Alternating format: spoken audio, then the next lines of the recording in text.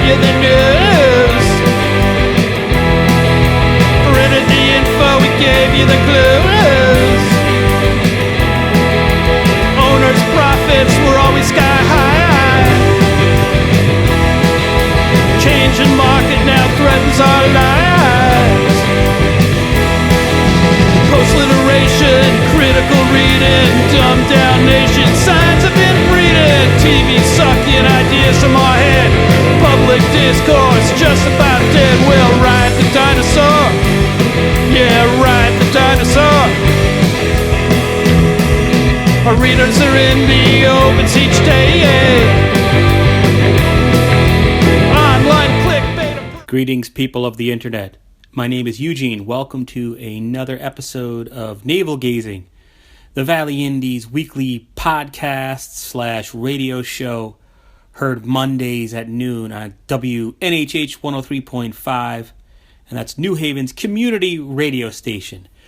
You can also listen to this recording on iTunes, Facebook, I guess, YouTube, valleyindie.org, SoundCloud, Libsyn, Google Play, maybe? I'm not even sure. Allow me to just sort of set up this episode. This is another interview Ethan Fry and I conducted. He's the other reporter at valleyindie.org. Conducted during the Great Give, which was May 2nd and May 3rd, organized by the Community Foundation for Greater New Haven and the Valley Community Foundation. Raised over $1 million for area nonprofits. The Valley Indie benefited as well. We used the Great Give as our annual reader drive. So we interviewed all kinds of people in 36 hours, nonprofit leaders, etc. But we also just had, town officials, city officials come in and shoot the breeze for a while. We tried to give people an idea of what the Valley Indie does every day, which is, breaking news, feature stories, two people. It's just me and Ethan. We market the site in advance of the Great Give. I was cleaning toilets for our guests, so we do it all. Not to brag, but I'm just stating a fact. So in this particular episode, we had Timm Willis. He is the Seymour Deputy Fire Marshal come in. And we talked about an old open arson case from the town of Seymour from when Tim was essentially a kid. And then we go into some fire prevention tips, which, fire prevention, you can just Google it. If you go to any city website in the United States of America, just about every municipality has a fire prevention part. We've all heard the tips. It's something that's hard to keep fresh from a news perspective. But I tell you, Tim was so enthusiastic about smoke alarms. I challenge you not to. It's contagious. So I thought it came alive with him. So anyway, without further ado, this is, and I should also note that this was recorded live. It was broadcast on Facebook, on the Valley Indies Facebook page. So the audio quality is not, it doesn't match what you're going to listen to or what you're listening to right now. It's not quite as good, but give it a couple of minutes and you'll get used to it. Okay, now I'll shut up. Here's Seymour Deputy Fire Marshal Timm Willis. Thank you.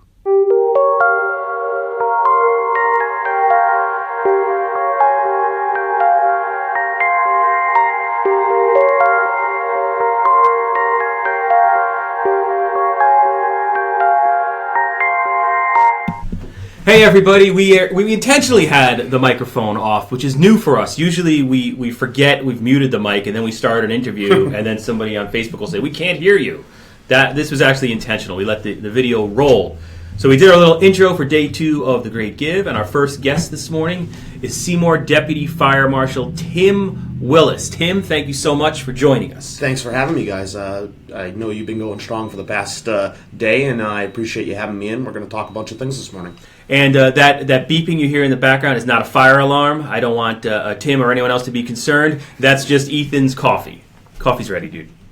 So one thing we thought... Sorry, our sound is working. I just wanted to...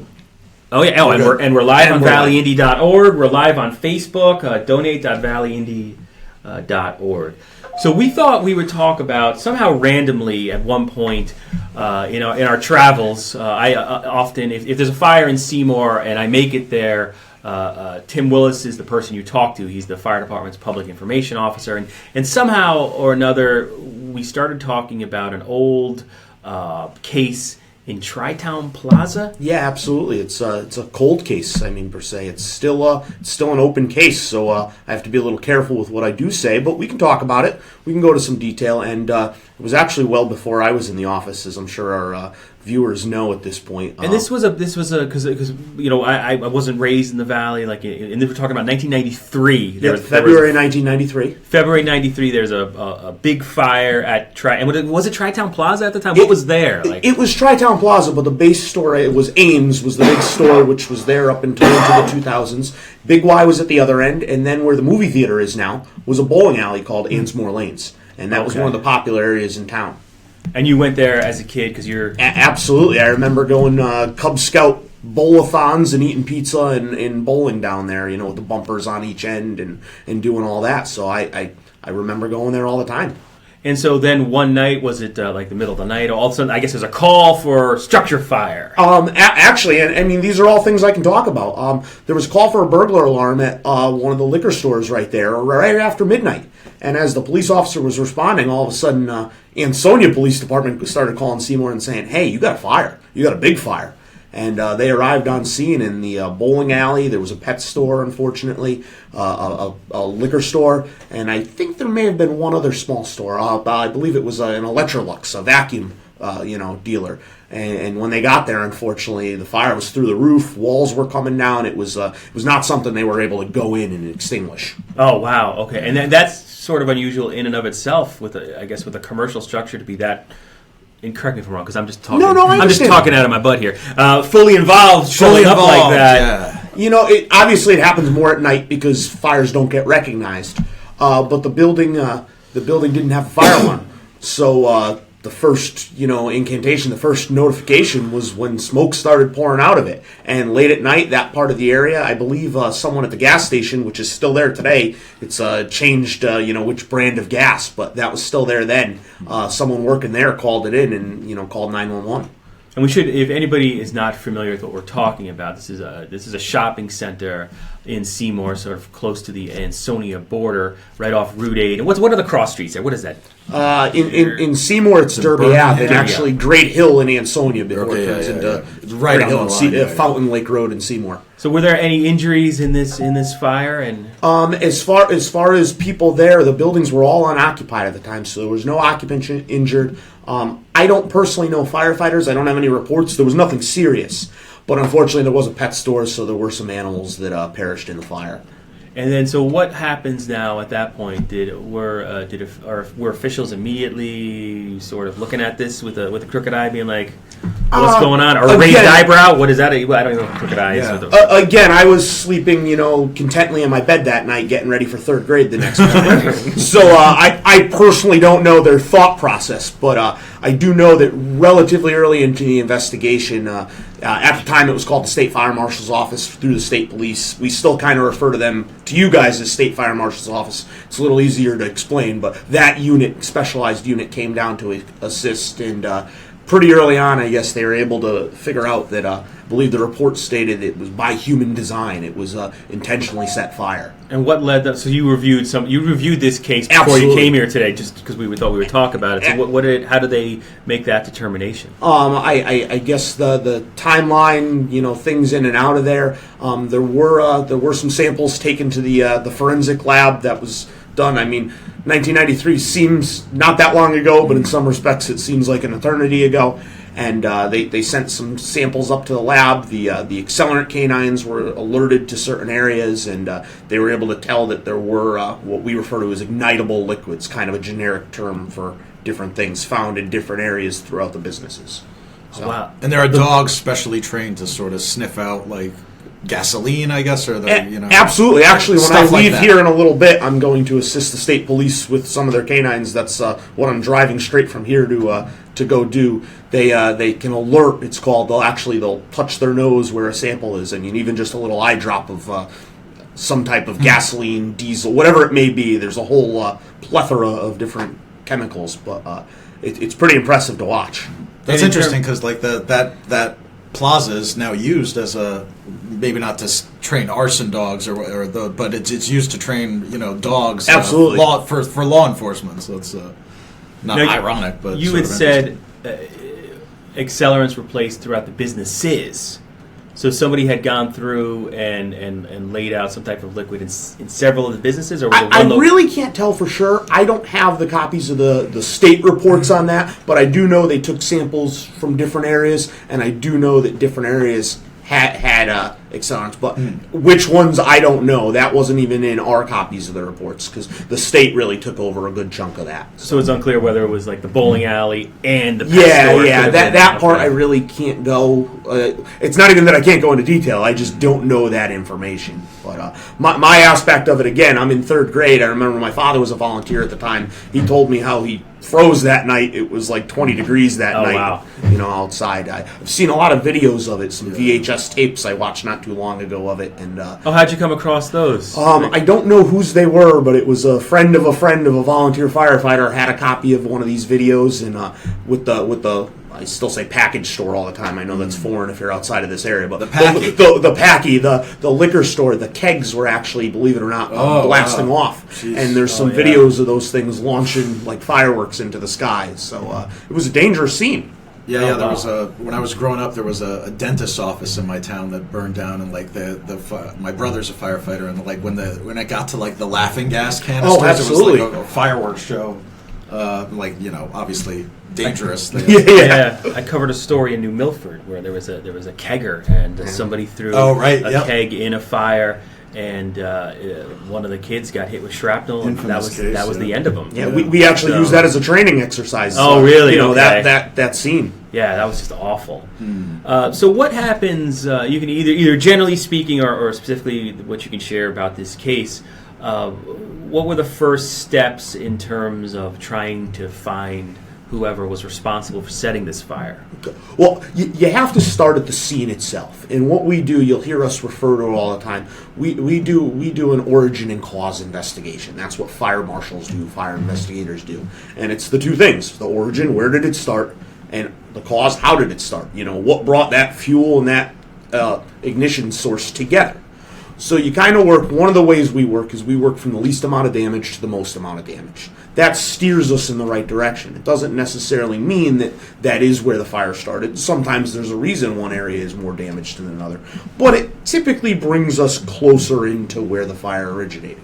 Now, if we get there and we can rule everything else out and we have something, whether it's an ignitable liquid or maybe it's just an outlet that we have damage to, we can narrow down the cause to that area. So, in generalities, okay, we now have a fire that was intentionally set. So now we have to, develop leads, and that's where a good working relationship with the police departments and fire marshal's office comes in handy. Yeah, because you guys are working. Absolutely.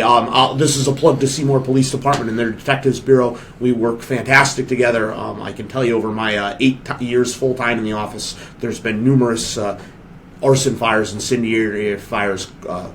The cause has been determined, and suspects have been arrested and brought to justice because of them directly. So that's my plug to those guys this morning. And so I would think with this shopping center fire from back in February '93, you said there were no witnesses, because I would think very few. Eyewitnesses tend to help. Absolutely.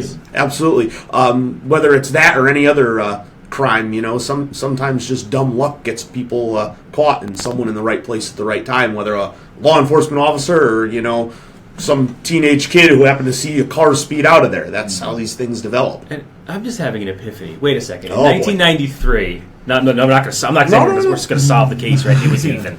Wouldn't that be something, right? Drop the mic. You were in third grade in 1993. Yeah. So, because I was a year out of high school, I didn't realize I'm that old. So, from your perspective, you said your dad was a volunteer. But what were now that you were processing this information the next day, the bowling alley? I mean, you used to go to the bowling alley. So, what was your connection in your third grade mind? What was the news to you? The first thing I thought about as a third grader, a wee scamp at the Presty School in Seymour, was there was a pet shop in there, and what happened to all these animals? I'm still a sucker for dogs and cats. I have a cat. I'm hopefully getting a dog next month. And it was what happened to these animals. And we had talked earlier, but I'll bring it up. There was a girl I still remember that I went to third grade with. She had just moved here from Colorado, and she had lived on a farm, and they wanted animals. And that weekend, I remember she had gone in and bought a bunch of animals. So I'd like to think that she saved some of them. I really don't know the outcome, the numbers of animals or whatnot. I know there were a lot of fish in there. It was that type of store, but there were other animals in there. So that was my big worry. And then, of course, as any little kid, worried about make sure Dad was okay. And I think his extent to the fire that night was sitting at a fire hydrant that was frozen, for 8 hours or whatnot. But that's my thought as I wake up in the morning and find out this fire occurred. And I apologize for skipping around. No worries. So there's the initial stages of the investigation. Police come in. I would imagine, did the investigators look through? Was there any demo work going on? Were there any permits pulled? Absolutely. And then I would think they have to call in the owner of the shopping center, the owners of the businesses, to get an idea of where they were when this happened. Someone's been watching CSI. Yeah, it's. I've never actually seen it. He makes me watch the intro all the time with that redheaded guy, the David Caruso. David Caruso in his career. It's funny you say that, but that's how the investigation works. And thankfully, again, with working so well with our detectives bureau, we're able to kind of do that simultaneously. We're having police officers go out and interview people that were in the area, neighbors, people that may have driven by. I'm reaching out to utility companies. We're trying to find out if any permits were pulled, just like you said. And of course, you need to start with who owns the building and who was the last person in the building. And those sometimes steer you in the right direction, sometimes they're dead ends. But it's an avenue you have to follow up. And what were some of those details connected to this specific case? Did those lead anywhere? Do you know who the last in the building was? That part I don't know. It's the case file is quite extensive, and again, a bunch of it is sealed because, technically speaking, 24 years later, this is still in non-active but open case. I'm not banging down doors any day looking for this, but who knows? Maybe this will spur someone to give me a phone call and say, "Hey, I heard this." You never know. That's what I'm not looking for that, but I'm not going to say no. But when you walked in, you kind of had a twinkle in your eyes because obviously, reading this case file, this isn't an open case. And have you had any experience, either directly or indirectly, where an old arson? Because you always hear cold case murders, and those get eventually solved. But I would think something like this is probably much tougher because. Oh no, absolutely, and it's just like you see on these. I watch all these. I'm a nerd. I watch these Discovery ID channel shows on old cold cases and stuff. And sometimes it's just that simple of somebody calling up and saying, "Hey, I thought about this 10 years later. Somebody told me this." And follow-ups do happen. Now, I'm not looking for that, and I have never personally had one of those. I have had fire investigations that subsequently wound up being linked to old fires that we had later on that we've followed up, and sometimes it's just dumb luck. Do you have any theories based on your review of the case file of this old arson? What might have happened?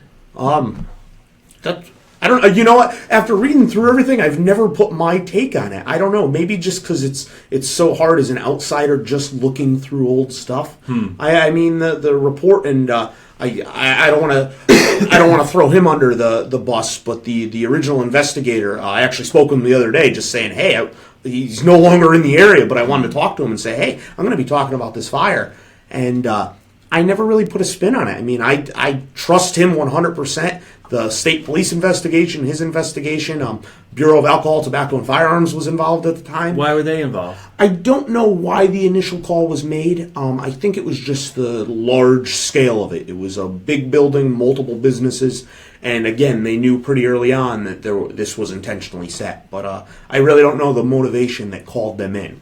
And the investigator you just mentioned, how did he? Can you characterize generally how he viewed the case? Was there any point where they felt like they had hit a dead end? Did they have any leads that they pursued immediately? You know what? From what I've read, they interviewed. You start with who owns the business and who are the last people there, and I don't think it really steered them anywhere that they needed to go or that they had to go. So it's really one of these dead-end cases. I hate to say that. And now kind of I'm going in my head as we're talking, going, wow, wouldn't that be funny? We're going to solve this in another 15 minutes. Yeah. And then you're going to sing the Italian national anthem. right. Hey, if you donate right now, no, that's donations are. Is not he gonna usually help. like? I mean, obviously, if a person owns a business and and like this, we're not saying this. I'm not suggesting this is the case, but if it's like an obvious, if they own a business and it's failing and they torch it and try to collect on the insurance. That's one thing. Like, are people? And let me just interrupt. That is the theory of every fire that happens on our Facebook. People immediately go to that. Facebook investigators. But in terms of like a person who's sort of has like a pyromaniac, is that still a term that people use? It still is a term, but I kind of think I know what you're asking. Are arsonists like is it like a compulsion that like they'll just keep doing it until they're stopped, or is it? I think there's a lot of motivation. Motivating factors, I should say. Some people it's psychological. Some people do it for financial gain, revenge, vandalism. I mean, that's unfortunately we see a lot of our arsons are 18 and under, and it's never meant to hurt anyone. It's never really even meant to. I don't want to say destroy it, but it's because you're 10 years old, 12 years old, and some of these or like there's some unsupervised, and it happens. I set the woods on fire. I'll admit it. And there's like a lot of there's a lot of horrible. Like, old factory buildings in the valley, and like maybe there's a homeless person that's trying to happens as well. Light a fire in a barrel or something, and it gets out of hand. I mean, the most famous one in this area was the Worcester Cold Storage, which is only a couple hours away. Right. Yeah. There were 6 firefighters killed in. Yeah. But that was caused by some homeless vagrants trying to stay warm in early December. So, I mean, there's lots of causes. When I go in to do a fire investigation, I don't look at anything. I mean, I look at, let me take a step back. I don't look at one thing. That tunnel vision will definitely get you in trouble because people could be down on their luck, have financial problems, be going through a bad divorce, and have people that don't like them, and it still could just be a complete accident that had nothing to do with that. So you really need to go in open-minded, and I'd be terrible at my job if I didn't go into every single fire open-minded, because I probably would have not solved some of the fires that I was involved with coming up with a cause. And that Worcester Cold Storage, and correct me if I'm wrong, but like part of the tragedy of that was that that was an old industrial building that had been not in use for years and years, and there was like changes to like the layout inside the building that they hadn't been aware of when they went in there, I guess. And like we were talking about this a little before we went on air, not that fire specifically, but I'll see on Facebook the different fire companies around the valley occasionally. They'll, as part of their training, it seems that like they'll try to familiarize themselves with the layouts of some of these buildings, and like it's just part of that. Obviously, when a building catches fire, everybody sees everybody going and putting it out. But the volunteer fire departments throughout the valley, I mean, they do a lot that you don't see. Certainly, that's just one example, I guess. No, absolutely. I can speak for my municipality, but I know it's the same through each one of these departments. I work with them regularly. We interact, and that's one of the things we're doing, as we talked off camera earlier. Doing walkthroughs of buildings before they're open to the public, kind of seeing layouts, getting arrangements, knowing that, hey, maybe this is a really bad area if something happens. Mm-hmm. We want to stay away, or we want to go to that area really quick to put the fire out. We don't want it to spread to a certain area. And that's the thing that the volunteers around here really do, and I can't hype them up enough. I started as a volunteer. This whole valley is driven by volunteer firefighters. It still blows my mind that it's all volunteer throughout the... especially in, this is my plug to Shelton Fire Department. Yeah. I mean, 3 million square feet of office space. They're massive. I mean, I can't even guess their population during the workday. Mm-hmm. But they still do it with volunteer firefighters. So my hat's off to them, the entire valley. And this is my plug for the entire valley. If you're bored and looking for something to do, reach out to your local volunteer fire departments. They could always use membership. Mm-hmm. And how is Seymour doing in terms of membership of the volunteer fire department? Just like everybody else, we do struggle. This year has been a great year. We've had a lot of young kids walk through the door. But one of the problems, and I'm speaking with all the towns, you get all these new enthusiastic young members, but you need to train them, and training costs are astronomical. Just to suit up a firefighter his first year, you're talking about $5,000 or $6,000 in equipment, and then you need to send him to $1,500 worth of training, which that person, he or she, is going to do on their own, minimum of 150, 160 hours. That's giving up Tuesdays, Wednesday nights, Thursday nights, Saturdays, Sundays. I just taught a class last night. It was the first night of a Firefighter 1, you're a brand new firefighter class. And last night was the orientation, and I said to him, it's not just you taking this class. It's your girlfriends, your boyfriends, your husbands and wives, your kids. Everybody in the family's making a commitment. Because it's not just, dad's away tonight and, he's missing out doing his thing. Families are missing out on family time because of it. So to the Valley firefighters, the fire volunteers in the state, they do a great job. And I think people miss, you guys see it because you're out to those fire scenes late at night. But that's all time they spend away from their families.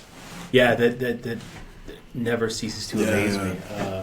How about in terms of becoming a fire marshal, your background a little bit? I think I know some of it. You went to the University of New Haven, right? Yeah, I went to the University of New Haven. By the age of 22 years old, I had 2 bachelor's degrees, 2 associate's degrees, and didn't have a job. So I wanted to work in the fire field. You sound like a journalist. Yeah, right? It's very similar, all this education, the nice prom dress and limo, but no dance, right? So right out of college, I had the opportunity to go to the fire marshal school run by the state of Connecticut, and it's changed a few times. I want to say about 16 weeks. It's 24 hours a week. You go 3 days a week, and they teach you how to read the code books and do the fire investigations, which fortunately with my degrees in fire investigation and in fire administration, I knew a lot of this stuff, but I had to go through the state program. It made it much easier for me. Unfortunately, these classes are during the day. So really, the only people that can take these classes are if you already work for a career fire department and they're sending you to go, they're paying you to be there. Or, in my situation, I was 21 years old, just out of college, and I was still living with mom and dad. Mm-hmm. And, I was able to make that sacrifice for 3 days a week where I could get away not working. But it's even for that, it's a huge undertaking. Yeah, was your age, because you were really young, that was really unusual in that class? Were you the youngest in your class? I was the youngest in my class. Right now, I'm sure there's probably been some that are dramatically younger than me. But even when I got hired in Seymour, I think I had just turned 25. Again, we were talking off camera. I started full-time in Seymour the month that the Valley Indies started, so I didn't realize that at the time. We're right that I told you. That's why you've been nice to us. Well, Jody walked through the door. I think it was my second or third day, saying, "Hey, I'm starting this paper I'm involved with, and we'd like to get your info." And it's just rolled from there. Oh wow! Look, the usual reaction to Jody was, "Get away!" I thought he was good. Jody walked in with an FOI. I had the files. Right? Yeah. But that's pretty funny. She'll be in later today. To defend herself against your accusations. And then you had also mentioned, so what does a fire marshal do generally? Like, what's the day-to-day? I feel like I'm on career day now. Well, then I want to ask you, I'm trying to butter you up to then ask you some specific questions about a couple of unsolved things. I don't know if you can, I'm just laying that out there. We'll go with it. Well, the fire marshal has a bunch of different tasks to do. We're statutorily mandated to do a lot of things, much like a police officer is mandated to do certain things. So what we do, our primary bread and butter day-to-day is fire inspections. Going into buildings, whether they're anything other than 1 and 2 family is really the generic way I put it. 1 and 2 families are kind of exempt from us, but everything else, we go in, whether it's annually or every 2 or 3 or 4 years, make sure exits are clear, make sure fire alarms are working properly, sprinkler systems, all these different things. Make sure, especially, I can speak in my town, we have a lot of old 3-family houses, which, whether it's a 3-family house or, a 30-story high-rise apartment building, we still treat it the same way. It's the same fire code that takes place. So we make sure that they're safe. They have working smoke alarms, which is huge for everyone, whether you're in a 1-family or, a 400-unit building. Yeah, we wanted to talk about that, too, because you had mentioned specifically some fire prevention things. Absolutely. So the big thing is the smoke alarms in your homes. And I feel like there's kind of a stigma. I hate asking people, hey, do you have smoke alarms in your homes? Because the answer is always yes, whether they do or don't. But the fact of the matter is, most people probably don't have working smoke alarms. And it's astonishing to really think that. But the question I say is, okay, you have smoke alarms. Are they working? Oh, yeah, of course. Well, how do you know? And when I ask them, how often do you check your smoke alarm? I get the textbook cookie cutter, well, every 6 months. Well, that's supposed to be when you change your batteries. You should be checking them every month, And my little house in Seymour that I own, I have 14 smoke alarms. I know my fiance, I walk her around every time we change the clocks. I make her do it. That's every 6-month check. But I do it once a month. And I know this is crazy, but you should be too. Well, let me ask you, though, because you have 14 smoke detectors. How many square feet is your house? With the finished basement, it's actually 2,200 square feet. 22, so okay. it's pretty good size with the finished basement. But and so where do you put those? Because I have a 1,900 square foot house built in 1960, in Derby. And it's a 1.5 story cape, and like if I'm up in my son's bedroom, on one of the sides upstairs. Yeah, and in the back of the house, it's a 1.5 story, but we're on a hill, so it's like 19 stories. Yep, and it always makes me a little nervous. That's the valley for you. That's right. Yeah, from the front it looks like, but then there's a big drop off. But I always think in the back of my head, well, if there was a fire and it started in my garage, he's way up in this corner. It's kind of a dangerous setup, just the way they set up the house. So where do you put the smoke detectors in your house? Now here, I don't have 14. Here is Fire Marshal Tim going into the let me tell you something. It's every sleeping area needs to have a smoke alarm. Every bedroom needs to have one inside the bedroom itself. And then you want to have one outside of all sleeping bedrooms. So I'm assuming a cape, you probably have 2 or 3, typically 2 bedrooms up on the second floor. Yeah. And, maybe a bathroom in the middle. Exactly. It's a good idea to put one in that hallway. You want one. You can get away with one for the 2 bedrooms there. Each bedroom and the hallway. And then I'm assuming there's another bedroom downstairs. Yeah. Again, this is what firefighters are thinking when we're going up to a house at night. What might be that layout? Mm-hmm. So we're trying to, because we're going to try to search bedrooms and stuff like that first. So downstairs, you'd want one in your bedroom, and then outside that area. The big thing is every level of your house. So I have a 2-story house, but I have them in my attic. I have them all throughout the house. The kitchen's basically the one place you don't want them. Everywhere else, put one in. And why not the kitchen? Because much like some people, people use it as a timer for their food. If the smoke alarm's going off, maybe the food's cooked a little too much. Really? Eugene likes his steaks well done, I guess. I was going to say, that's like the bachelor's life when you're doing that, when you're just like in the living room and letting the But it happens more than you think. So what happens when the alarm keeps going off? Well, I'll just take it down today. And it doesn't get put back up. So the big thing is not in the kitchen, but everywhere else, throw them in. Now, if you have, a lot of apartments have bedrooms right off of the kitchen, a good solution for that, so you still have one outside, get a different type of smoke alarm. There's 2 different types of smoke alarms. I won't bore the viewers. I won't bore you guys with it. I don't think this is actually. But you're making this interesting. There's ionization smoke alarms, which is the ones we typically buy. That's what you see. And then there's what's called photoelectric. Photoelectric are less apt to go off to those cooking type fires, so you don't get those nuisance alarms. I hate the word false alarm. I've been a volunteer firefighter before my job, going on 16 years, over 16 years. I don't think I've been to a dozen false alarms at that time. I've gone to unwanted alarms, nuisance alarms, but a false alarm is really, there's something wrong with that device. Most of the time it's an unwanted. Steam from the shower, maybe you burn something on the stove. It's not a false alarm. So sorry to get on that soapbox about that, but we're interesting. Yeah. So a photoelectric detector, though, it uses different technology.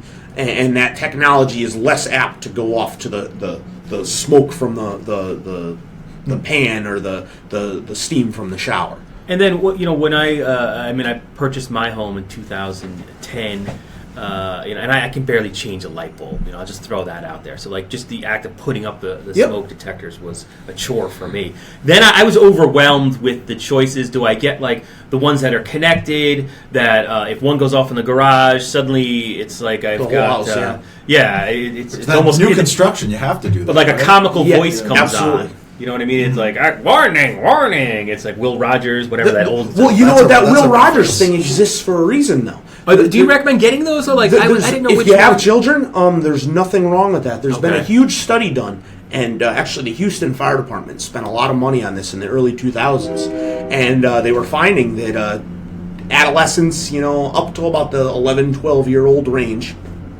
that beeping would go off. They wouldn't wake up. Physiologically, I don't know why it happens. I don't think they were ever able to prove why a child doesn't wake up to that beeping take them out of that deep sleep, but they're more apt to wake up to a voice. And they actually sell smoke alarms where you can program your own message. So, maybe mom or dad's voice is a little more apt to get them up. So it's not a bad idea. Price-wise, I don't know what it costs, but... yeah, because I felt like, is this really a scam, or did I just go with the old one? It was overwhelming as a homeowner trying to just decide what type of smoke detector to buy. Absolutely. So the big thing is get them. Get them. You buy a new home, get them. You have an apartment, tell your property owner they need to get them, but get them yourself. I'd rather you have more than enough. And again, my fiance gives me a hard time a lot of times because there's 14 of them in our house. And down in Derby, I just realized as you're talking, I never returned this call. I apologize to Mike Kelleher, the Derby Fire Commissioner. I do this all the time to Commissioner Kelleher, but he contacted me and said the Red Cross was giving away absolutely a lot of times, smoke alarms. Can you absolutely give us details? I can actually speak on this, and I know because it can be expensive. The Red Cross is going to love this plug. They received a grant to put 500 smoke alarms into Valley Homes by the end of this fiscal year, by July 1. Okay. And I know that they're not getting a lot of calls on this. So you can go on the American Red Cross's website. There is a 1-877 number. You can call them. They'll come to your house and install smoke alarms for you. They're not looking to give you a hard time. They don't ask any questions. It's not even need-based. It's, they're not going to question how much money you make or anything. Just looking to give They want to keep people safe regardless of who you are. So go on the American Red Cross's website, check it out, and they're able to help you out, or you can reach out to me in my fire marshal's office, and I will get you that right information. That's cool. Well, Tim, I've got one more question for Certainly. you. All right, there was the fire here in Ansonia. You're the deputy fire marshal, volunteer-wise, in Ansonia. So if you can't answer this, you can't answer this. It was 2 houses burned down. It was just a terrible fire. Yep. A big fire.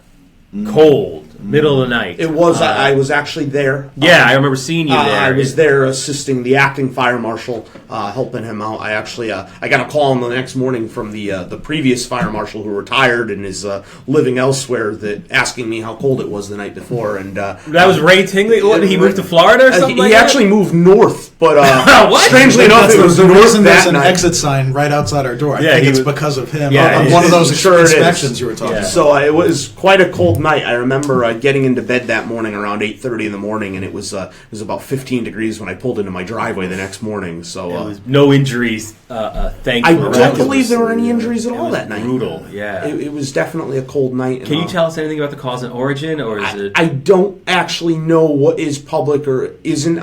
You'd have to reach out to them. I mean, I defer to the higher ups, but you tried. Nicely handled. I thought maybe if we got you talking enough, you would just be like, no. "Yeah, it was Ethan Fry. We know he's the prime suspect." Some leaving the area. Hey, what about, and then, because we're going over, one other random thing I wanted to ask you about, and again, this is just, I have a fire marshal in front of me, so why not ask? Yeah, absolutely. Sure. There were those series of fires being set in Shelton and Derby all along Roosevelt Drive. Maybe Absolutely. Seymour caught a few of those. Actually, we did.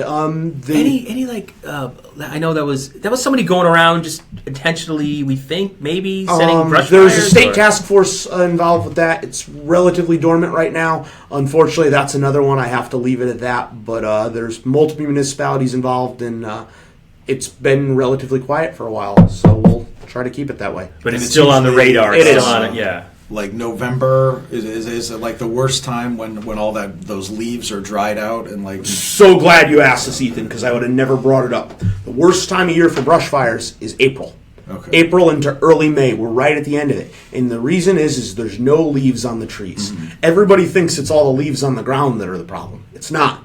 It's the springtime. There's no leaves on the trees, so what happens is we get rain. The next day the sun comes up, all that water evaporates. Everything dries right out.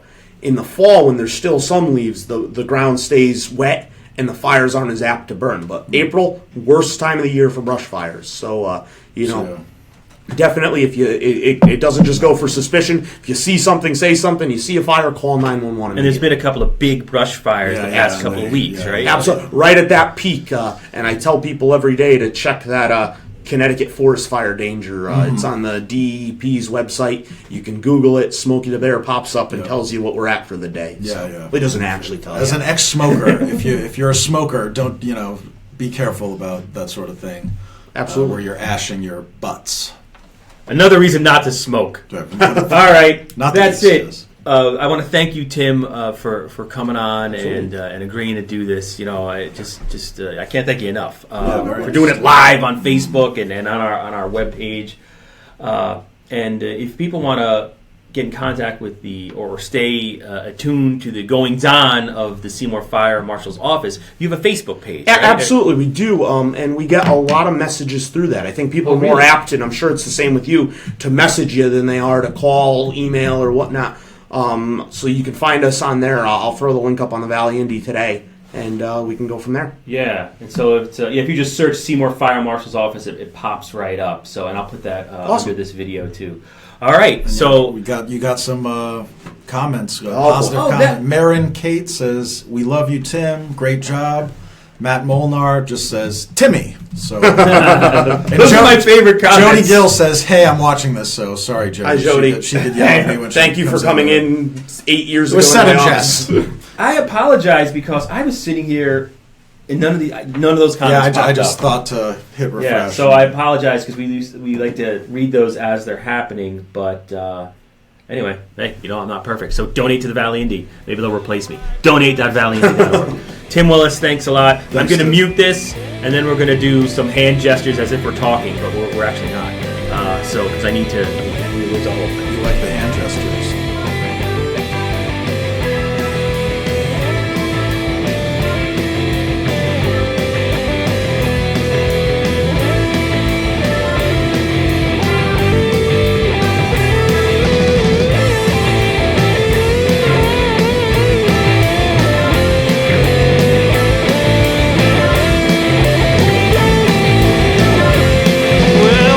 Dinosaur, yeah, ride the dinosaur.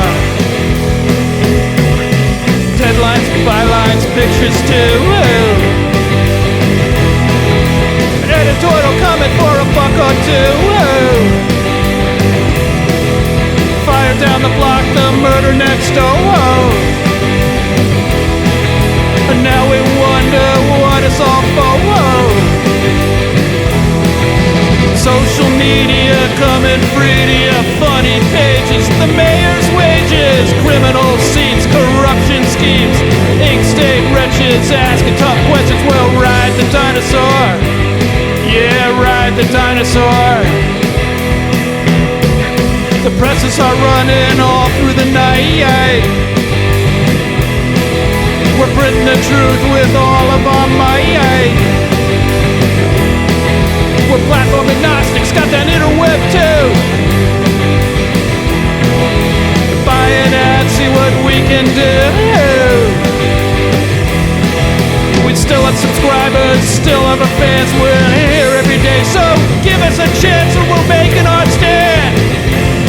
Just hold us in your hand, and we'll ride the dinosaur. Yeah, ride the dinosaur.